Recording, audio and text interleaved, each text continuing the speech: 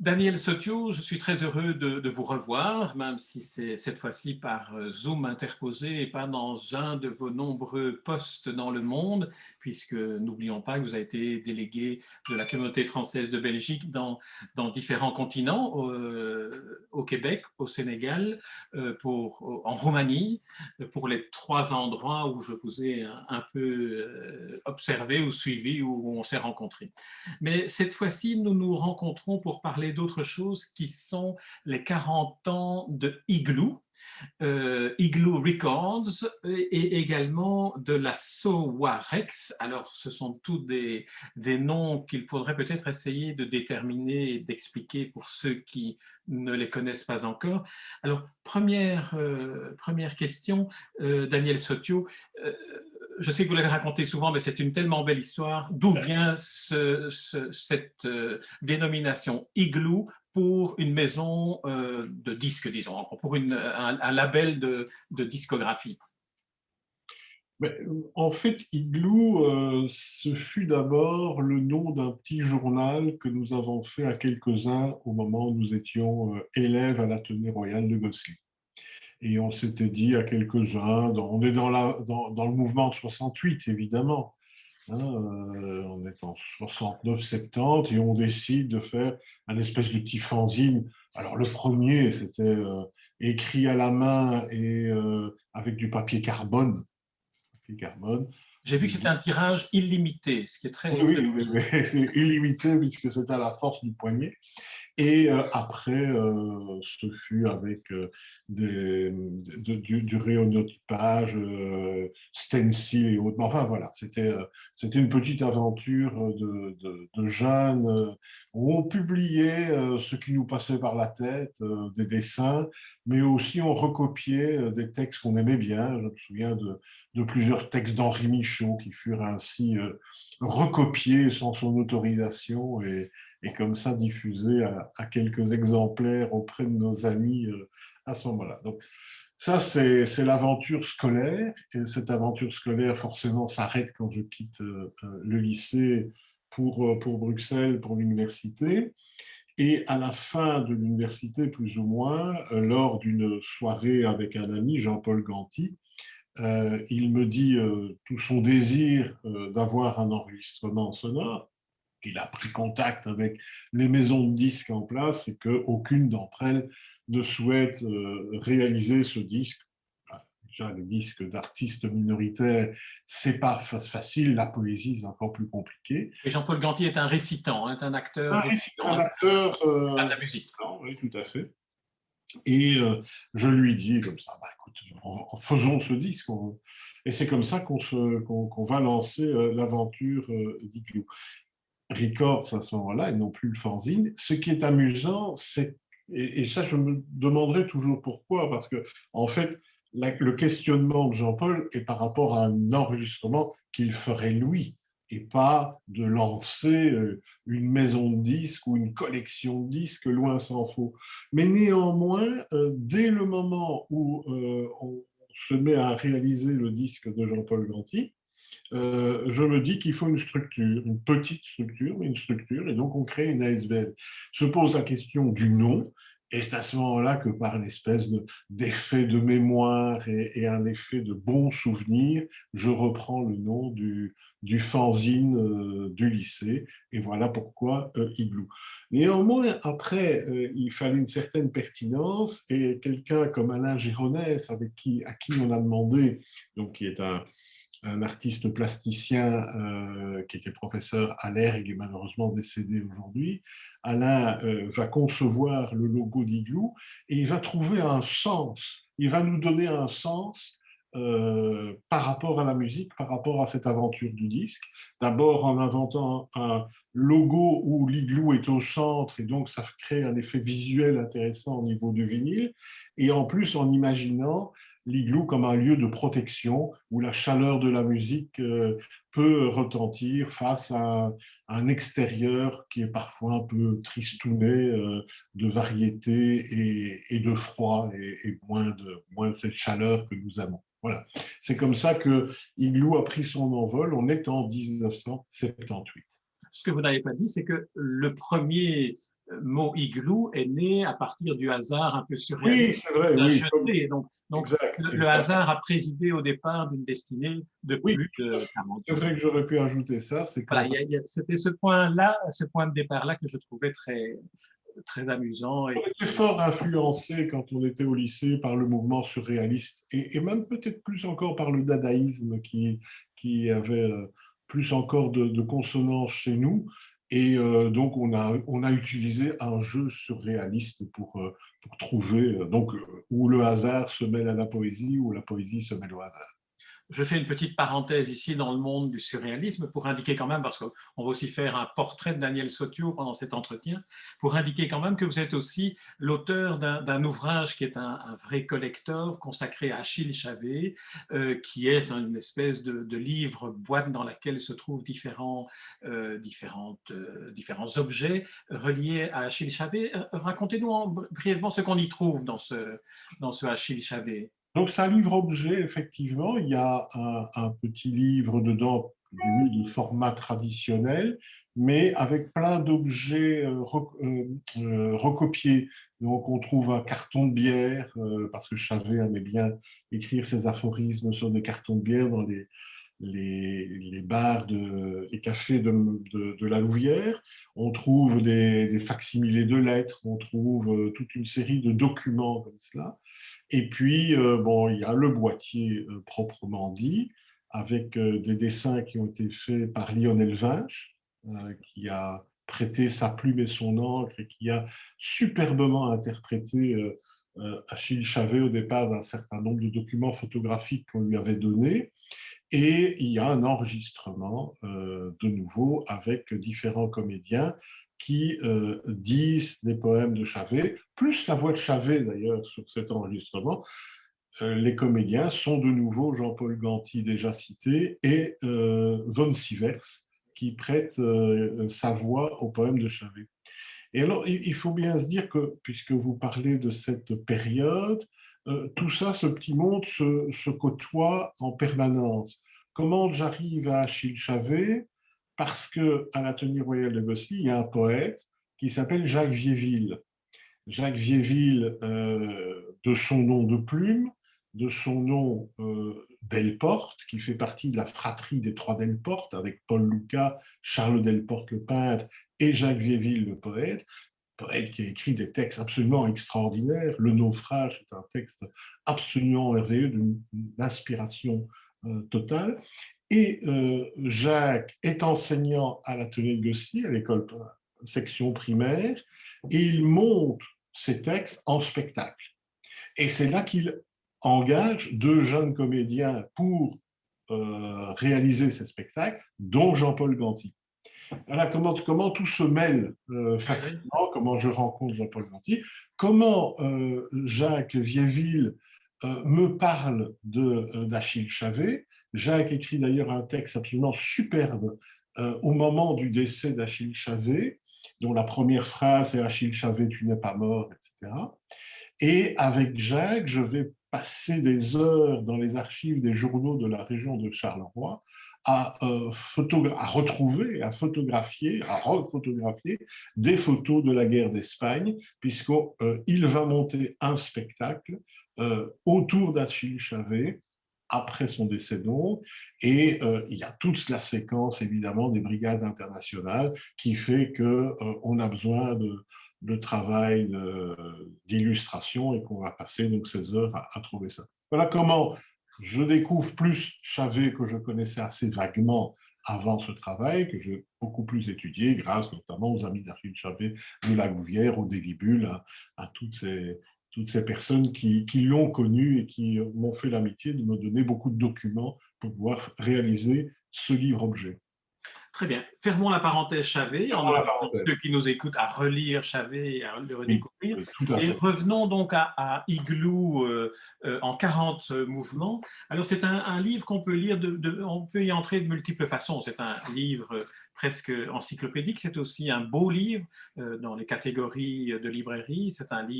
C'est vraiment un livre d'art, notamment par les photographies, l'iconographie d'ensemble, les photographies et aussi les pochettes des disques qui sont reproduites. Mais il y a aussi une sorte de fil narratif qui est écrit par vous, Daniel Sotio, et qui raconte à la première personne, en quelque sorte, les différents épisodes qui ont marqué Igloo Records et tout ce qui gravite autour de cela. Alors, le point de départ, quelle était l'ambition au départ de créer et d'inventer pour ce qui est la création indépendante musicale non classique ça ne s'appelle pas encore la Fédération Wallonie-Bruxelles, mais ça couvre ce territoire-là. Oui. Quelle était l'ambition et à quel besoin spécifique est-ce que ça répondait? On est en 1978. Oui, mais comme je dis, au départ, il n'y a pas d'ambition. Au départ, c'est le besoin de Jean-Paul et c'est la réalisation du premier disque, le Igloo 001. Et franchement, à ce moment-là, dans ce moment de fabrication, je ne pense pas que l'aventure aura une suite nécessairement.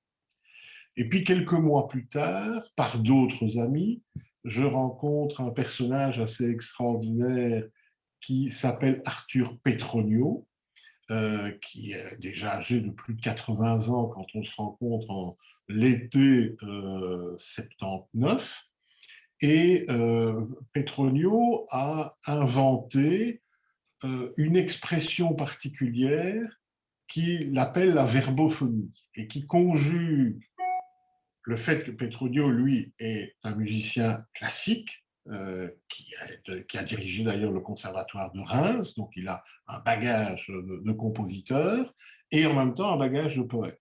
Et donc il va conjuguer les deux et il va inventer ce style qu'il nomme la verbophonie. Et très rapidement, le rencontrant dans le Luberon cet été 79, alors qu'on vient de sortir quelques mois auparavant le disque de Jean-Paul Ganty, l'idée d'en faire un avec Arthur Petronio se fait jour.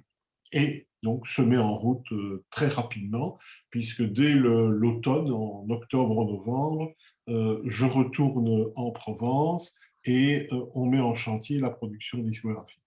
Et à partir de là, les choses vont s'enchaîner. Parce que d'une part, les réseaux d'amitié vont s'élargir, et puis très rapidement aussi, alors il faut quand même faire une petite parenthèse, c'est une époque 78-79 où il n'y a pas encore de production indépendante. Il n'y a traditionnellement que les grandes structures de production internationale. Et la Belgique est même un grand vide dans les productions internationales, puisque très souvent, ces grandes sociétés multinationales du disque n'ont qu'un petit bureau à Bruxelles et les décisions sont prises ailleurs, à Paris essentiellement. Donc il y a un grand vide chez nous. Quand même, il y a un peu d'autoproduction, mais l'idée de structurer des petites associations pour aider la production indépendante est quelque chose qui commence à poindre, mais qui n'est pas encore réel. Et je pense qu'on est un peu précurseur là-dedans. Et donc, effectivement, à partir du moment où on a déjà 2 enregistrements faits quasiment coup sur coup, on aura forcément des musiciens, on aura des artistes, on aura des chanteurs, on aura des poètes qui vont commencer à nous envoyer des enregistrements ou nous solliciter. Et donc, à partir de là, un projet commence véritablement à naître, très clairement défini, la production indépendante située hors du commerce et de l'industrie, des productions authentiques, des productions esthétiquement intéressantes et aussi quand il y a des textes qui sont intéressants, qui ne touchent pas. On correspond plus ou moins à ce que Marc Moulin appelait la troisième musique, qui n'était ni la variété ni la musique classique, et aussi au grand courant de la musique, de la recherche musicale, de la musique expérimentale. Voilà dans quoi on se situe. Et ça, c'est plus ou moins les 17 premiers albums du label. Après cela, après ça, à un moment donné, on est quasiment forcé de se professionnaliser et malheureusement, dans cette professionnalisation, on commence à compter sur les capacités de diffuser, comment on va arriver à avoir des distributeurs. Mais ce que je n'ai pas dit, c'est que début des années 80, il y a une structure qui s'appelle les Lundis d'Hortense, que beaucoup de personnes connaissent, qui est donc la Fédération des musiciens de jazz, qui suscite la création d'un label qui s'appelle LDH. LDH pour Lundi d'Hortense, mais qui est une structure indépendante. Et il y a des musiciens qui s'en occupent, mais il y a aussi deux personnes qui s'en occupent, qui sont Daniel Léon et Christine Jotin. Et tous les deux donc, vont beaucoup travailler. Une dizaine de disques vont sortir sur le label LDH. Et à un moment donné, ceux qui gèrent le label se disent c'est pas possible, c'est un trop gros travail. On ne va pas développer quelque chose d'autonome à côté. Et on aura des discussions et on va fusionner LDH avec Igloo. Daniel Léon et Christine Jotin vont devenir les deux autres piliers. Moi, je dis que toujours, on a trois piliers sur Igloo. C'est Daniel, c'est Christine et c'est moi-même. Et donc, voilà comment ils nous rejoignent. Et à partir de ce moment-là, forcément, le courant jazz va commencer à prendre une importance de plus en plus grande. Pas seulement, mais de plus en plus grande. Parce qu'on aura beaucoup de recherches sur les labels. À un moment donné, nous aurons un label de musique contemporaine, classique contemporaine, que Christian Michel Bronchin va développer, label qui s'appelle Rombe, et on aura des enregistrements d'Henri Pousseur, de Pierre Bartholomé, etc. Enfin, bon, des grands artistes de la musique contemporaine de chez nous. Il y aura aussi une dizaine de disques réalisés jusqu'au décès de Christian Bronchin, et il n'y aura pas de relève, parce que bon, on n'a pas sans doute le talent qu'il avait pour pouvoir le faire. Alors peut-être j'avais envisagé d'identifier, parce qu'on ne saura pas aborder l'ensemble de tout ce qui se trouve dans ce livre, qu'il faut absolument peut-être pas lire de manière en continuum, mais peut-être à l'épicorée. J'avais identifié quelques noms sur lesquels j'aimerais bien qu'on évoque davantage ce qu'ils ont été. Et Daniel Léon est un de ceux-là, parce que j'ai eu le sentiment en vous lisant, donc c'est un ingénieur du son qui a dirigé le studio Igloo Records, Igloo Studio, qui vient s'ajouter. Et alors, ce qui m'a frappé dans ce qui est indiqué à son propos dans le livre, c'est le niveau d'exigence extrêmement élevé et professionnel qu'il impose à tous ceux qui travaillent avec lui, ce qui est une nécessité quand on lance un label avec ces nouvelles ambitions-là. Oui, oui, tout à fait. Tout à fait. Daniel, je crois, a mis toute sa passion et sa vie au service des artistes. Et donc, très vite, après qu'il ait quitté l'INSAS, où il a fait ses études, il crée un premier studio d'enregistrement du côté de la gare du Midi. Et là, passeront à tout ce qui est un petit peu sont les musiciens qui interviennent dans le social, le groupe d'action musicale. Bon, c'est un lieu de rassemblement et très ouvert. Les Machitoons, c'est-à-dire le groupe des musiciens chiliens après le coup d'État de Pinochet qui se sont installés en Belgique. Donc vraiment, c'est ce lieu de rassemblement au service des musiciens et des artistes. Et c'est vrai que Daniel a cette exigence professionnelle pour rendre au plus près de la réalité ce que le musicien veut dire. Ce qu'il déteste, c'est le traficotage sonore, qui est souvent ce que l'on pratique aujourd'hui grâce aux machines et où finalement on se demande parfois qui joue réellement, si c'est la machine, l'ordinateur ou le musicien. Ce n'est pas du tout son approche, c'est servir l'authenticité du travail du musicien en lui rendant la plus complète justice, mais aussi en acceptant ses erreurs et ses fautes qui font partie de la trame narrative de la création. Voilà. Il dit quelque part dans l'interview ou dans l'article qui lui est consacré que dans le fond, le trop de technologie qui permet de corriger en permanence fait qu'il y a une exigence moindre à laquelle répond l'artiste au départ dans la préparation. Certains artistes peuvent être effectivement tentés par cette facilité, croyant que la correction peut se faire à tout moment après, ce qui, selon moi, est une illusion, parce que de toute façon, la vérité se met toujours apparaît toujours, ne fût-ce qu'au moment de la scène. Donc je crois que le traficotage dont Daniel parle, pour les musiques, pour l'exigence, pour la qualité de ce que l'on veut faire, est une douce illusion. Mais bon, c'est normal que cette illusion fonctionne chez certains, et malheureusement, nous le savons, il faut aussi avoir une qualité d'écoute pour pouvoir se rendre compte de la différence. Et ça aussi, la culture de l'auditeur n'est pas toujours là pour voir la différence et de croire que tout est semblable.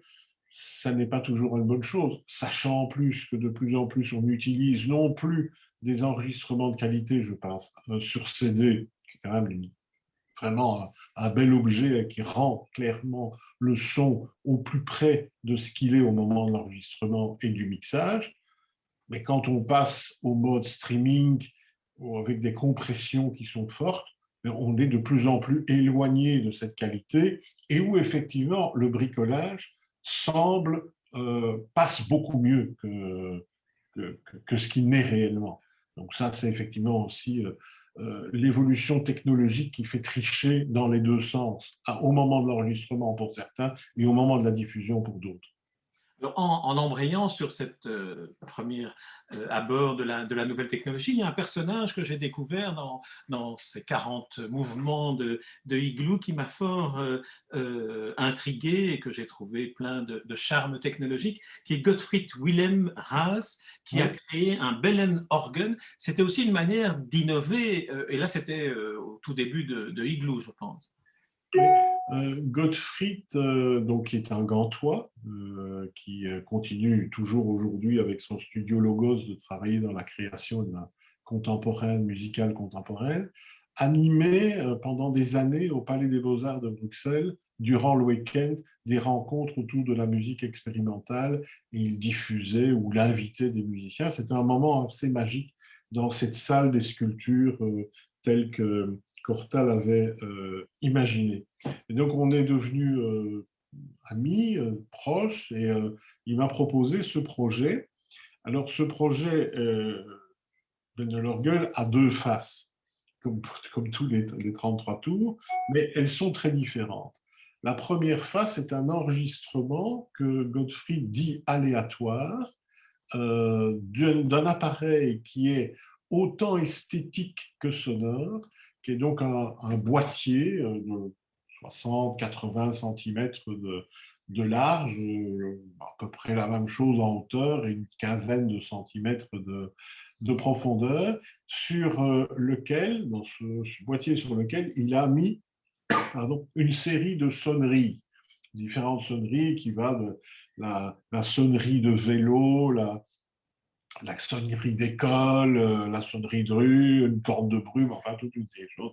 Il a créé un mécanisme électroacoustique derrière qui enclenche ces sonneries selon une séquence aléatoire, dirons-nous, et l'enregistrement est aléatoire lui aussi, puisque ces machines fonctionnent et il y a 22 ou 23 minutes qui ont été enregistrées. Ça, c'est la partie 1. Et la deuxième partie du disque Ben Orgel, ce sont des pièces contemporaines beaucoup plus construites, donc qui montrent bien les deux facettes. Alors, ce qui est extraordinaire avec ce disque, et je reviens à Alain Géronèse, que j'ai déjà évoqué tout à l'heure, donc, qui est ce grand artiste de talent qui nous a accompagnés au début et qui a créé beaucoup de disques, de pochettes de disques au début d'Igloo, pochettes d'ailleurs qui se retrouvent dans pas mal de musées d'art contemporain aujourd'hui. Et pour ce disque Ben de l'Orgueil, qui laisse donc une grande place au hasard, Alain a imaginé une pochette également basée sur le hasard. Donc il a conçu une pochette en sérigraphie, avec 8 passages sérigraphiques par pochette, mais il n'a pas utilisé le système de repérage, qui est celui que généralement les sérigraphes utilisent pour que les couleurs s'additionnent selon le schéma toujours figé, fixe, et que ça donne donc tout tirage le même effet. Et là, ne l'utilisant pas, toutes ces couleurs vont légèrement changer de pochette en pochette, et on peut dire que toute l'édition, donc chaque disque, est différent les uns des autres, puisque chaque pochette est différente les unes des autres. Donc c'est un projet complexe, complet, entre la conception musicale par le musicien, la conception graphique par l'artiste géronnaise, et le tout donc donne une approche riche de ce phénomène de l'aléatoire dans Ben Orgel. Je trouve que ça représente bien de manière presque symbolique ce qu'est Igloo, ce qu'est ce projet, ce qu'est ce projet. Igloo au début, oui, tout à fait, parce que c'est évident. J'ai évoqué tout à l'heure le deuxième disque, donc celui d'Arthur Petronio, le Igloo 002. C'est aussi un projet très complexe avec des cartons, avec des objets à l'intérieur, avec une sérigraphie, avec une peinture originale, numérotée, signée, avec des cachets de cire. On a passé des heures avec quelques amis à monter ça. Voilà, c'est un autre axe de la création sonore du disque qui ne se retrouve plus dans les salles de vente d'art contemporain aujourd'hui que chez les disquaires, évidemment.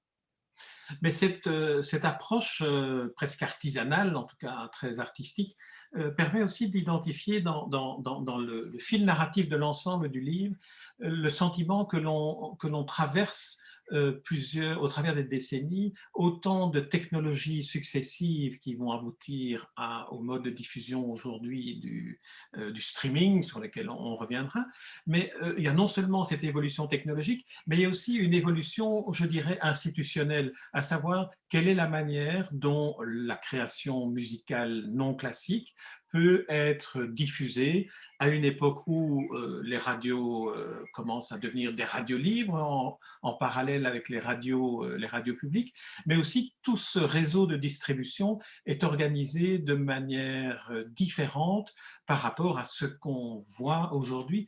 J'ai l'impression, en lisant les 40 ans, qu'on voit qu'il y a une certaine logique qui associe technologie, institutionnelle et création.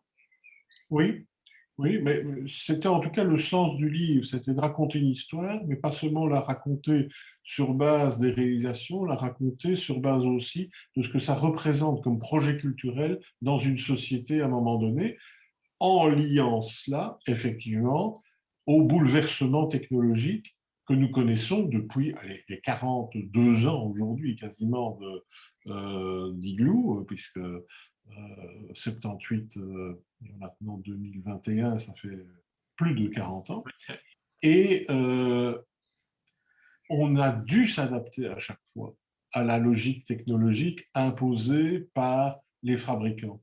Et il ne faut jamais oublier que dans toute l'histoire notamment de la musique, mais on pourrait le prendre pour d'autres arts, ce sont les fabricants du hardware, du matériel, qui déterminent finalement le style. Et quand les fabricants décident de lancer le CD, on doit s'adapter au CD. Et le produit musical, c'est-à-dire le support, le software, dirons-nous, pour prendre ce mauvais mot, mais qui est le plus utilisé, lui, il suit. Il n'est pas l'objectif premier de l'évolution technologique. L'objectif premier, c'est là où ces sociétés gagnent le plus d'argent, c'est évidemment avec le matériel. Et cette évolution continue toujours incessamment. Donc, à un moment donné, on se retrouve presque coincé par la technologie de l'enregistrement et de la reproduction et le produit que nous, on veut avoir, c'est-à-dire la création artistique, est malheureusement chaque fois tributaire de ce qui est en train de se passer. Elle suit, on suit ou on ne suit pas. Si on ne suit pas, on disparaît.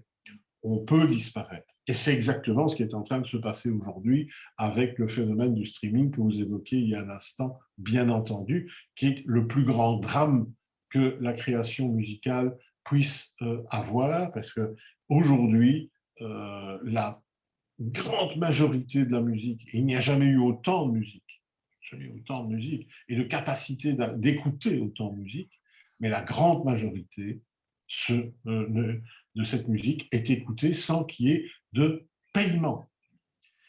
Ça veut dire que l'artiste ne reçoit rien et que les intermédiaires qui travaillent autour de lui pour l'aider, parce que le seul objectif que nous avons, c'est quand même que cette musique et que ces artistes existent, ne touchent non plus rien. Et donc, la capacité aujourd'hui de financer une production originale diminue d'autant que nous n'avons plus ce mécanisme de vente comme il existait du temps du vinyle. Je préfère quand même donner quelques chiffres parce que sinon le discours risque d'être un peu opaque. Nous avons eu des disques que nous avons réalisés qu'on a vendus à plus de 30 000 exemplaires. C'est beaucoup d'argent. C'est beaucoup d'argent pour l'artiste.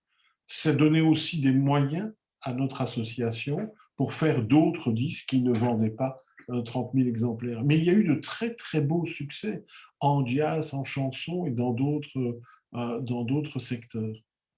Aujourd'hui, si nous imaginons un CD, quand on enlève les marges des distributeurs, les marges des disquaires, bien naturelles, la maison de disques, on va l'appeler comme ça, reçoit quoi? 7 euros, 7,20 €. Mais pour arriver à compenser ce montant de 7,20 € avec le streaming, on a besoin de dizaines de milliers d'écoutes. Il est évident que face aux millions d'enregistrements qui se trouvent sur ces plateformes de streaming, on n'arrive évidemment pas à ces dizaines de milliers d'écoutes suffisantes mais nécessaires pour pouvoir avoir ce que rapportait un disque vendu. Un disque vendu.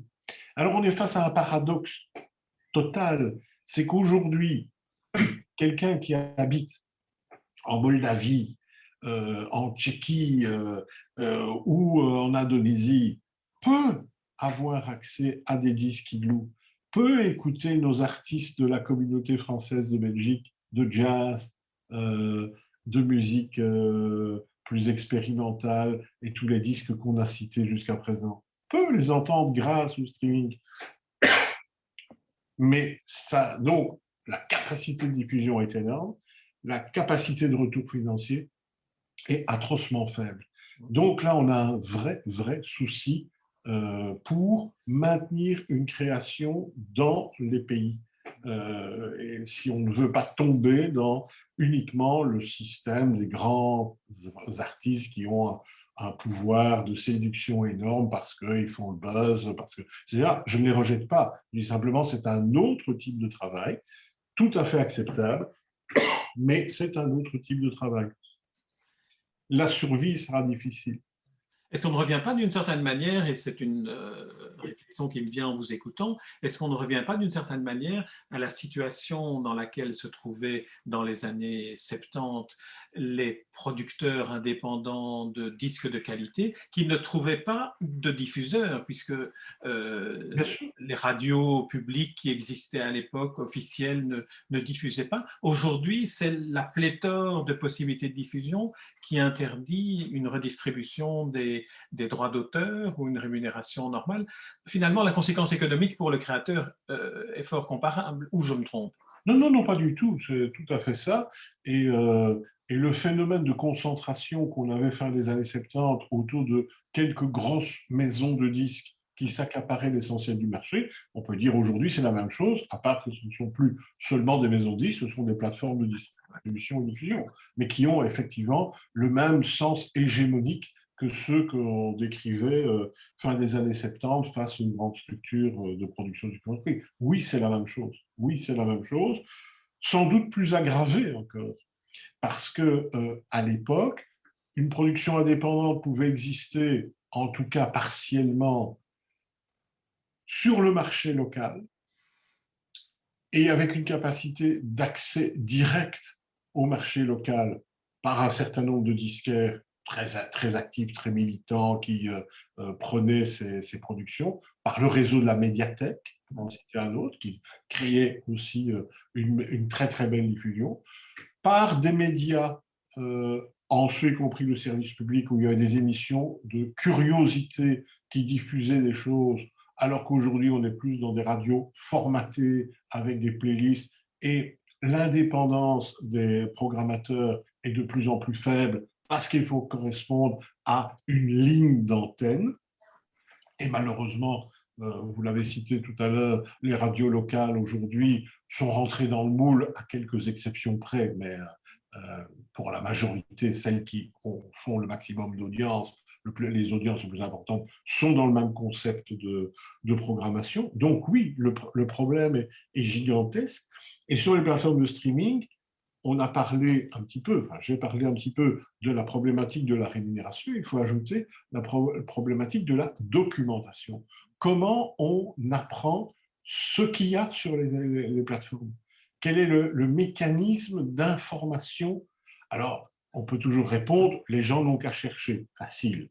Réponse facile.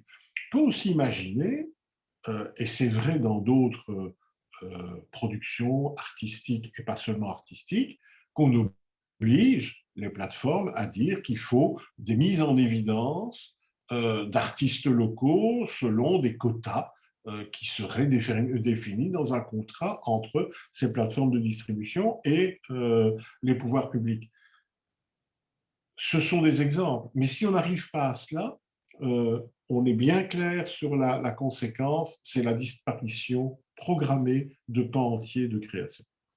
Dans votre livre, Les 40 mouvements d'Igloo, vous évoquez ces 4 pistes de manière très, très détaillée, très claire. Et c'est vrai que cela peut donner froid dans le dos, si ce n'est qu'il faut avancer pour éviter que ce modèle économique actuel, finalement, n'en arrive à détruire le vivier créatif indépendant pour lequel, notamment, en 1978, Igloo a permis le développement et la création de ces productions musicales-là. Oui, tout à fait. Tout à fait. C'est clairement résumé. On est bien dans ce nœud aujourd'hui. Alors j'aimerais, si vous voulez bien, avant de clôturer cette interview, de parler encore un petit peu d'histoire et de parler de quelques artistes que j'aimerais que vous identifiez comme étant ceux qui ont, celles et ceux qui auraient été des moments marquants dans l'histoire de Igloo. Mais tout d'abord, un petit épisode d'histoire encore, vous savez que j'aime beaucoup l'histoire. En ce qui concerne les radios libres, l'apparition des radios libres, Igloo a aussi créé sa radio libre et avec un contenu particulièrement original, particulièrement innovant. Oui, enfin, ça a été assez bref. Hein. Il ne faut Très pas, éphémère, oui, c'est vrai. pas non plus exagérer. En fait, je participais à rien à voir avec Igloo au mouvement des radios libres, puisque avec Babar, je participais à l'Association pour la libération des ondes et j'en étais une sorte de secrétaire, Babar l'animateur principal et d'autres militants. Et donc c'est un petit peu, c'est pas un petit peu, c'est nous clairement qui avons mis la pagaille suffisante pour qu'à un moment donné, des décrets soient pris et permettent effectivement l'ouverture des ondes à des radios indépendantes. Bon, notre naïveté était telle qu'on pensait qu'on resterait avec des radios locales libres et on pensait que sans doute il n'y aurait pas de récupération ni politique ni commerciale. Évidemment, cette naïveté est telle que c'est juste l'inverse qui s'est passé. Il n'y a eu que des récupérations politiques et des radios locales commerciales. Soit, il reste quelques-unes quand même, et donc sans doute que tout n'a pas été vain, mais du rêve de l'époque à aujourd'hui, il y a quand même une très très grande différence. Mais c'est la même chose pour plein d'autres médias, et c'est la même chose pour finalement tout le courant qui naît dans les années 70. Je dis au début du bouquin que c'est un moment où, dans tous les domaines de la création, on essaye de s'approprier les outils de production. Et le théâtre crée des lieux nouveaux, hein, transforme des casernes, transforme des raffineries en lieux de spectacle, à côté des institutions officielles ou des grands théâtres installés, théâtre national, qui sont quand même vus comme étant assez sclérosés à l'époque. Vrai ou pas, c'est en tout cas une perception. On a ça dans tous les domaines, on a ça dans le cinéma avec les réalisateurs-producteurs, et on a ça donc par la production indépendante au niveau des supports de disques. La radio participe exactement au même phénomène. On pense qu'on peut s'approprier les outils pour pouvoir créer une parole autre, une parole différente. Voilà, c'est comme tous les autres, à un moment donné, par les besoins économiques, par l'évolution, le besoin aussi de statut. Il faut aussi rémunérer les gens. Le rêve militant, c'est une chose, mais bon, il y a aussi des gens qui font la radio, donc il faut commencer à concevoir des recettes. Les recettes, c'est soit le public, soit la publicité, et on est parti dans un mécanisme qui fait que le projet évolue nécessairement. La difficulté, c'est de maintenir le cap face à un monde où la contingence économique est de plus en plus dominante. Et on nous a dit, de plus en plus fermement, de plus en plus fortement, que on devait vraiment tenir compte du marché, parce que si on est hors du marché, ça ne va pas, c'est pas sérieux, ou il faudrait arrêter. C'est faux, évidemment. Si l'art a besoin d'une preuve marché pour exister, une partie essentielle de ce qui se passe aujourd'hui, de ce qui peut se produire, de ce que les artistes ont à dire, risque de disparaître. Alors, on retombe dans la marginalité la plus totale. C'est une voie. On sait qu'il y a plein d'artistes qui travaillent comme ça aujourd'hui. On voit même le retour de la cassette, la petite cassette que nous avions avec nos baladeurs dans le temps. Le disque vinyle a été un peu, à un moment donné, cette source alternative, très vite récupérée. Hein. Vous avez vu, c'est toujours le même phénomène entre les producteurs de machines et les producteurs de supports. Il y a quelques années, on trouvait nulle part une capacité d'acheter une platine. Maintenant, il y en a partout. Et l'usine qui fabrique les vinyles fait payer très cher la fabrication du vinyle, beaucoup plus cher que la fabrication d'un CD qui, lui, c'est hyper démocratisé. Donc, il faut se déplacer vers d'autres supports pour pouvoir vendre ces machines très chères que ces usines développent. On est toujours dans le même mécanisme. Donc, voilà, c'est tout ça peut-être en détour pour dire qu'il y a sans doute aujourd'hui une inquiétude globale à avoir sur la production indépendante. J'espère, et il ne faut pas peut-être sous-estimer la chose, que la crise que nous venons de vivre, avec ces immenses difficultés, on est loin encore d'avoir les avoir toutes résolues, que cette crise a peut-être redonné un sens à la culture authentique, à côté d'une culture plus formatée, plus mainstream, plus conforme aux souhaits des grands médias radiophoniques, par exemple. Peut-être qu'une attention plus grande sera donnée et que d'autres modèles se mettront en place qui remettront une cohésion plus directe entre l'artiste et son public. Une espèce de communauté autour des artistes qui va plus loin qu'un simple support, qu'il soit vinyle, qu'il soit CD ou qu'il soit même streaming, mais qui soit un accompagnement du travail de l'artiste qui donnera des nouvelles, qui informera, qui rassemblera. Je ne vais pas dire ses fins, parce que c'est pas ça, c'est des espèces de supporters de projets et de créer comme ça quelque chose de beaucoup plus dans la proximité locale et où on abandonnera les illusions des grandes distributions internationales qui s'avèrent dans les faits des illusions tout simplement, et en tout cas des illusions sur le plan économique.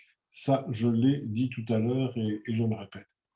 Un des signes, en tout cas, de ce que vous venez de nous faire remarquer, est sans doute ces manifestations pour un retour aux activités culturelles dans cette période de confinement. L'expression de ce besoin de se retrouver autour de projets culturels de la part d'un public qui se manifeste de plus en plus et qui identifie la culture comme étant une sorte de besoin vital pour une société.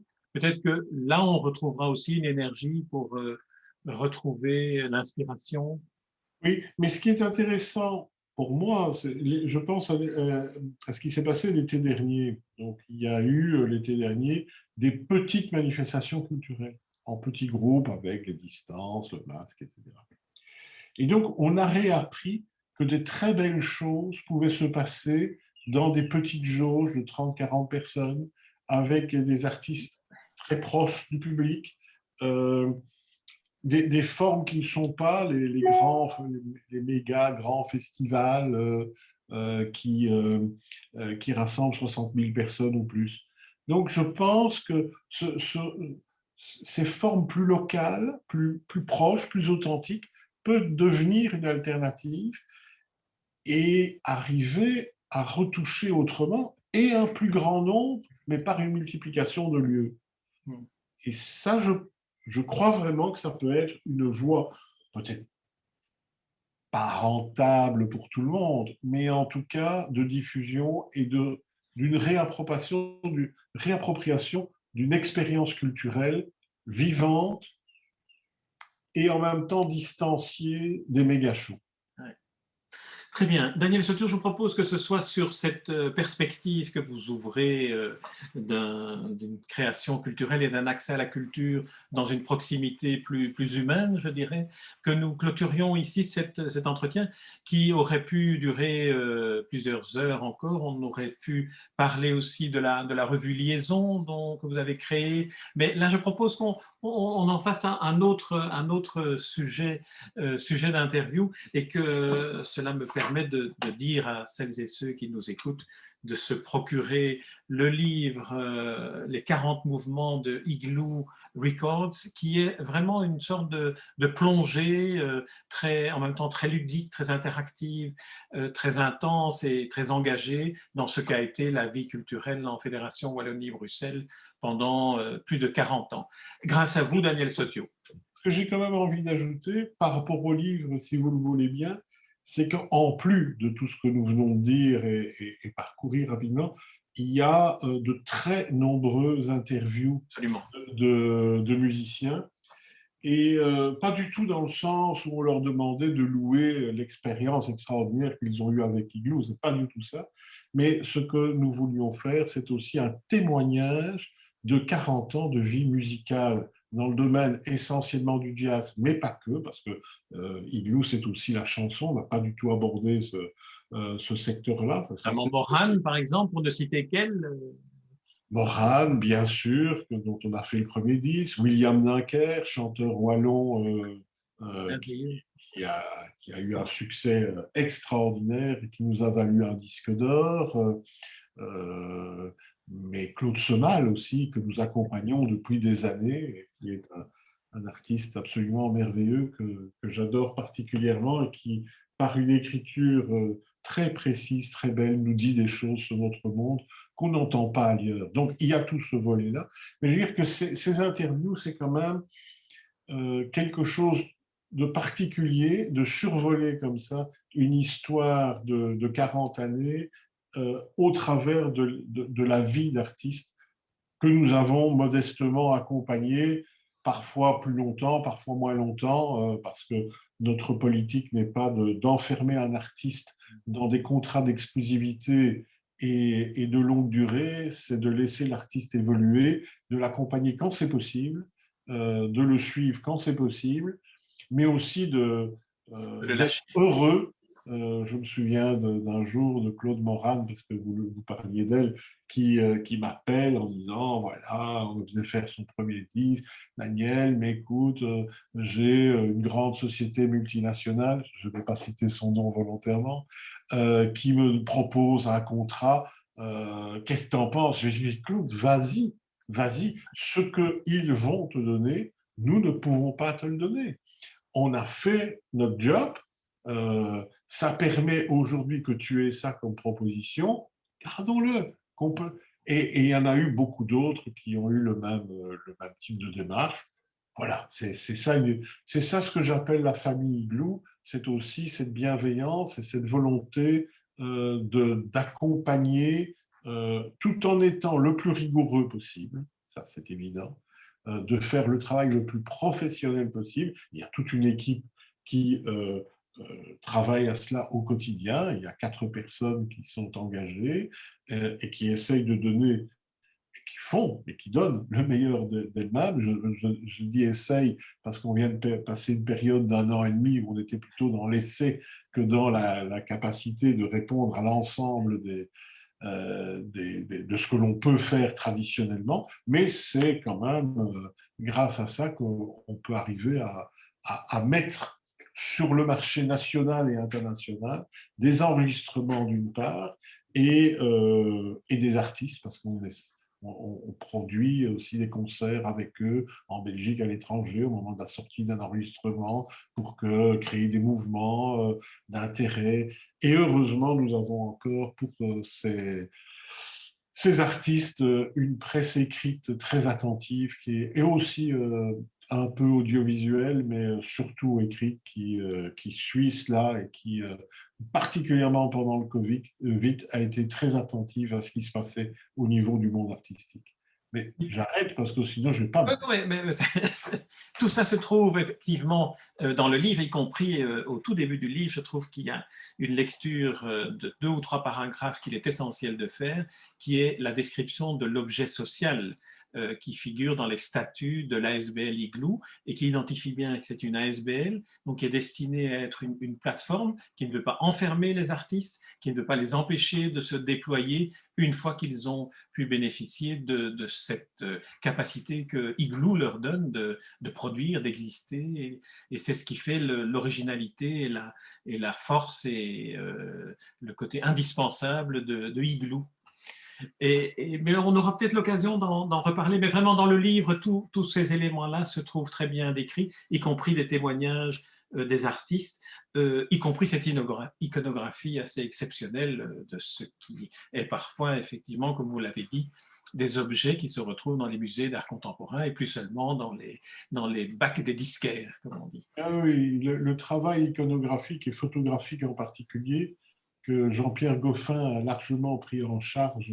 Jean-Pierre Goffin, qui est un journaliste qui suit particulièrement le travail des musiciens de jazz, et notamment avec la Maison du Jazz à Liège, Ouais.